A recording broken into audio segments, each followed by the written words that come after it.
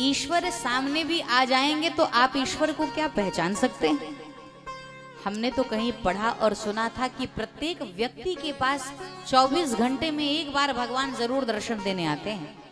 प्रत्येक व्यक्ति के पास, वो चाहे कोई हो, लेकिन 24 घंटे में एक बार भगवान हमारे समीप आते हैं कि प्रति दिवस आके मिलते यूं हमको प्रभु, फिर भी उनको न हमने निहारा कभी। रवि की उगने में कोई कमी है नहीं, पात्रता में हमारे कमी रह गई। उनकी करुणा में कोई कमी है नहीं, पात्रता में हमारे कमी रह गई। तो कमी तो हम में है। भगवान तो प्रत्येक दिवस आते हैं, लेकिन हम पहचानेंगे कैसे? क्योंकि कबीर बाबा कहते हैं कि संसार के व्यक्तियों की आंखों में मोतियाबिंद हो गया। हम सबकी आंखों में एक ऐसा आवरण है, पर्दा है कि हमें भगवान समझ में नहीं आते। गौर से सुनना, भगवान अब सामने भी खड़े। और आपको तो पता ही है ना कि जब राम कथा होती है और एक ही समय में जहां जहां राम कथा होती है, कोई आए या ना आए, यत्र यत्र रघुनाथ कीर्तनम तत्र तत्र कृतमस्तकांजलिम। जहां जहां राम की कथा होती है वहां वहां श्री हनुमान जी महाराज जरूर पधारते हैं। आज भी हम लोगों की कथा में हमारे मध्य होंगे, कहीं ना कहीं हमारे बीच बैठे होंगे। लेकिन क्या हम इस सामान्य दृष्टि से ईश्वर को पहचान सकते हैं? हो सकता है कि आपके बगल में ही बैठे हों, हो सकता है आपके आगे वाली पंक्ति में बैठे हों, हो सकता है आपके पीछे वाली पंक्ति में बैठे हों।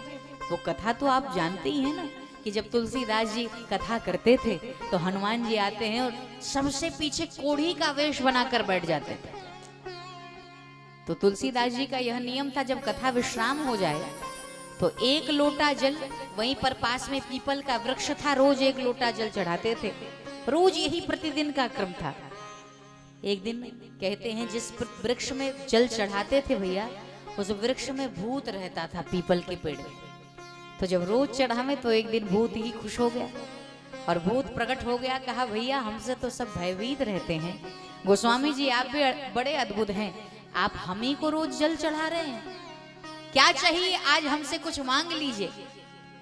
तो गोस्वामी जी भूत से भगवान मांग रहे हैं भैया। गोस्वामी जी ने कहा यदि देना है तो हमें भगवान को दे दो। भूत ने कहा भगवान को तो हम खुद ही नहीं पाए, भगवान को यदि हमने ही देखा होता तो फिर हम भूत बने होते। हम तुम्हें भगवान नहीं दे सकते, लेकिन हाँ जो आपको भगवान से मिला दे उसका हम एड्रेस आपको जरूर नोट करा सकते हैं, उसका पता हम आपको बता सकते हैं। तो भगवान से हमें कौन मिलाएगा? तो उन्होंने कहा कोई और नहीं बल्कि हनुमान मिला सकते हैं।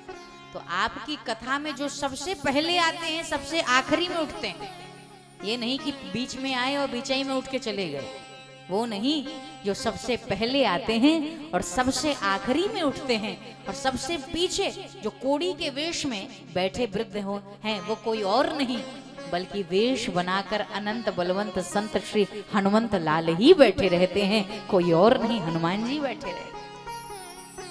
गोस्वामी जी ने कहा तुमको कैसे पता कि वो हनुमान जी ही बैठे? भूत ने कहा दरअसल जिससे डर होता है उसका एड्रेस हम लोगों को रखना पड़ता है, क्योंकि भूत पिशाच निकट नहीं, महावीर जब नाम। तो यही तो है, जिससे डर है उसका एड्रेस रखना पड़ता है।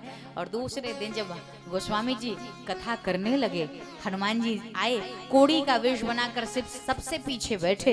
इतने में कथा विश्राम हुई, सब तो चले गए। जैसे हनुमान जी जाने को हुए, व्यासपीठ से दौड़ गए और दौड़कर जाकर के हनुमंत के चरणों में, वृद्ध जो वेश बनाया है तुलसीदास, हनुमंत के चरण में लेट गए और लेट करके रोना शुरू कर दिया।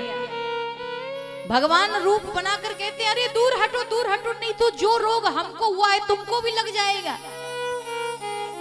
दूर हो जाओ, नहीं जो रोग हमें हुआ है तुम्हें भी हो जाएगा। गोस्वामी जी ने कहा यही तो चाहता हूं कि जो रोग तुम्हें हुआ है वही रोग हमें हो जाए। यही तो हम चाहते हैं, जो रोग तुम में है वही हमें हो जाए। और जैसे ऐसे कहा प्रभु भगवान से मिला दो। और बड़ी श्रद्धा, और आप सब जानते हैं कि बाद में चित्रकूट के घाट पे भई संतन की भीड़, तुलसीदास चंदन घिसे तिलक देत रघुवीर। यह तोते के रूप में श्री हनुमान जी ने ही तो बताया।